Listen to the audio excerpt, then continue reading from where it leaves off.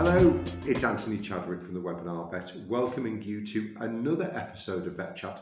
This one is going to be slightly expurgated.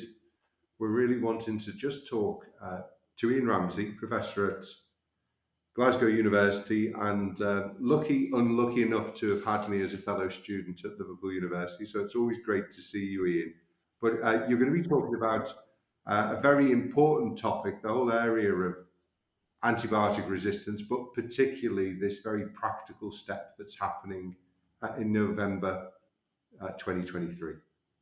Yes, that's right, Anthony. I'm going to be talking about the antibiotic amnesty that we're running in November 2023. This amnesty the idea is that we ask clients to bring back their unused antibiotics. We know from surveys of both veterinary clients and from human patients that significant numbers of people will retain antibiotics in their house after the course has stopped, either because they have felt better or they've just forgotten to keep on taking them. And they'll keep those antibiotics for later use, sometimes on themselves, sometimes on their patients, sometimes on other animals in the household, or they will use them or they will not use them and then throw them away, either in the domestic waste or worse still, they flush them down the toilet. This used to be standard advice for all pharmaceuticals to flush them down the toilet if you didn't use them, with the result that many of our rivers have become contaminated with antibiotics and other pharmaceuticals. And surveys of the rivers of the world have shown that very significant amounts of pharmaceutical product are in those rivers. And if we try to get them back from our clients to be disposed of properly, we will reduce environmental contamination. Environmental contamination leads to low levels of antibiotic in the environment, leads to antimicrobial resistance in the environment, which can then transfer back to us. We actually find them in sewage farms, don't we? Sort of microbes, microbes that are resistant to antibiotics. Very much so, very much so. One of the ways we monitor antimicrobial resistance is by looking at the output of sewage farms. It's not a research project I particularly would like to get involved with, but there are people who go around sampling these sewage farms, and they find very high levels of resistant microbes because they're being exposed to low levels of antibiotics, as well as people excreting them. And the net result of that, unfortunately, in the UK. Of course, as you know, we have a problem with our sewage outflow into the environment. And what we find is that people who are surfing in the waters of the UK have a much higher rate of multi-drug resistance organism carriage than the regular members of the public, up to 3 times that rate. And that reflects the fact that they are essentially surfing in dilute sewage. The good thing about this amnesty is it is another example of One Health where the NHS and veterinary practices and pharmacies are working together, which is absolutely fantastic. But at the same time, obviously, a lot of vet practices are very busy, and it can be very easy to say, you know what, this is kind of on a list of problems, but it's fairly low on my priority list. Having said that, I think it can be a very easy thing to do, can't it? So if you just perhaps want to explain to people how this is actually going to work out in a practical sense and how much time this is going to be for practices to commit. Okay, so first of all, if it is low on your priority list, that should change. There is an RCVS requirement that all practices engage in efforts to try to get back pharmaceutical waste. It is a clear part of the core basic practice standards. So if that possibly might boost it a little bit higher up people's list anyway. This is a new requirement, but a good one, I think. So, how do you go about it? The first thing to do for the amnesty is to get yourself a disposal of old pharmaceuticals bin, a dupe bin. Any plastic tub will do, and put it somewhere where it's safe and secure. Then you ask your clients to bring back the out-of-date antibiotics, indeed all out-of-date pharmaceuticals, but out-of-date antibiotics is our particular focus. And the ways to do this are through your practice Facebook site, through notices in your reception, through asking your receptionists to remind people, to ask your nurses when they're handing over antibiotics or other tablets to clients, saying, do you have any out-of-date drugs left? We're trying to get those back, and explaining why.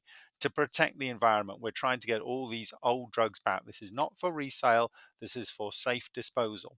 And of course, every vet, every time they write a prescription or hand over drugs, should be doing the same. And that's all you need to do, is just say, have you got any old drugs left that you can get back for correct disposal? We want to dispose of them properly. And at the end of the month, collect all this stuff in a bin and then write into us. And there's a survey that we can make available to you, a survey to try to find out how many drugs we've got, how many antibiotics we've got back during the month of November. This survey has some wonderful prizes in it if you take part: a free membership of Webinar Vet, a free congress at BSAVA, to name two. So it's well worth your while entering these things anyway. And of course, there'll be a lot of noise on social media from Webinar Vet, from BSAVA, from BVA, from the corporates and so forth. Everyone's getting behind this. So there'll be a lot of additional information out there to help you. But it really does start with your vets, your nurses, and your receptionists just asking the question: do you have any old drugs in your house? If so, please can we have them back? And I think this has been organised by Rumour, but obviously with the support of organisations like Webinar Vet and VSAVA. So I presume Rumour also has some resources on their website that people can go to as well. Yeah, absolutely. We've got a whole website for this. Rumour is a sort of coordinating body for antimicrobial stewardship in the UK, as you know, and there's a companion animal branch, and they have a website which is full of resources, including little useful things like stickers that you can stick on drugs packages when they go out, saying please bring back unused drugs. It's a really easy thing that so at Glasgow Vet School, we've just taken all our little white cardboard boxes and we've just stuck stickers on them. Yeah. That's an easy communication thing. Please bring back unused drugs. Those sticker designs are there. Unfortunately, you're going to have to order the stickers. You can get them really cheap off Amazon. Not I'm plugging Amazon, but you can just buy the stickers. Use the sticker design that we've given you. It really is a 5-minute job to order 600 stickers, and that can get out to all your clients. And although this is obviously a November thing, actually, as you're saying with the Royal College, it's actually good practice, and it's not only helping the environment, but obviously we're all part of the world. So it's obviously also animals plus also people. We think that potentially, millions of lives could be lost because of antibiotic resistance in the future. We already know there are people who are dying because they have infections that can't be controlled with antibiotics. So this is something. The quicker that we do something about it, the better. Yeah, it's low hanging fruit. It's easy. It's something that we can do right now that helps the environment. It helps animals. It helps us, and it costs nothing to do that. It's Mm. just a question of asking people for their antibiotics back, and then using the normal disposal channels to do this, which you need to do so anyway. It's not an additional cost. This is a cost you should be paying anyway, and it helps protect the environment. And what we'll do is at the end of the podcast, if people listen or look at the writing below, we'll have put the relevant links in for things like the Rumour site and so on. So just to recap, um, obviously um, start actually getting the box out there to actually collect the antibiotics and other pharmaceuticals that are out of date. Obviously, the main focus is antibiotics. You were saying about at the end of the month recording those, but are you thinking more about the volume that you've taken back rather than individual? Because individual tablet counting would be That only. depends on what you've got back in. During the last survey, we had people reporting that they'd got 28 potentiated amoxicillin back tablets, and other people said a box. Yeah, The survey allows you to do both. We've got places for you to record ointments and creams and oral suspensions. It's more a record of activity that we know roughly what's going on than that yeah, we actually need specific milligrams of yeah, active ingredient. That's clearly a calculation beyond which we don't really need. yeah, What we need to do is to kickstart this process of getting these drugs coming back to us. It would be great if, as a result of all this, clients started to learn the habit that when you've got drugs that you don't need, you bring them back rather than put them down the toilet or put them in the bin. You bring them back to where you mm, got them from. And the involvement of the NHS in Scotland and in the Midlands has been a huge boost to this. The whole scheme started in NHS Midlands. I'm pleased that Scotland's come in as well. We're hoping that other NHS regions will slowly start to pick this up. But just as the veterinary profession is short of time, so are community pharmacies, so are our community practices, and getting their agreement is and involvement is clearly a key step for the future. and I know last year was the first year, as far as I'm aware that the vets were involved. And I suppose that the key is it would be great to see the number of practices that were involved last year increase this year. Oh, I, So I think it's a really, really important initiative. Ian, I know you've been very involved in it, so thank you for all the hard work that you and others like Fergus Allerton have done. But really, we just need our practices to step up and to start collecting. And a bit like our Veterinary Green Discussion Forum, which we're going to run till 2030, each year you hope that the momentum gets bigger and bigger. You have the early adopters with all of these type of schemes.